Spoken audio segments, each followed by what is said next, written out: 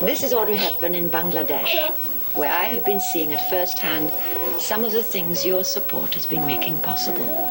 I only wish everyone involved with UNICEF's national committees could have the chance to meet these children and see the difference UNICEF is helping to make in their lives. It's on their behalf that I thank all of you. Tonight, we meet this remarkable lady. Ladies and gentlemen, Special Ambassador for UNICEF, the United Nations Children's Fund, Ms. Audrey Hepburn.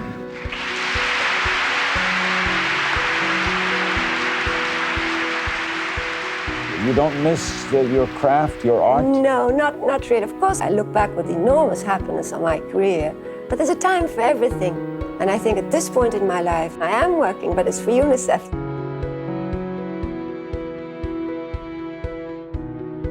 You know, you can't beat it, Larry. It's amazing how resilient they are, how cheerful. They're fabulous.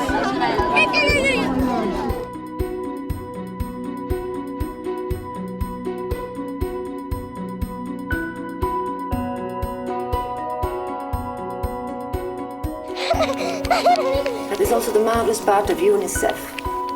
UNICEF has a wonderful long arm which is trying to reach wherever it is most needed. It is for leaders, parents, and young people to remember their own childhood and come to the rescue of those who start life against such heavy odds. Today and now, on this anniversary day of the most comprehensive treaty for the protection and support of children in history.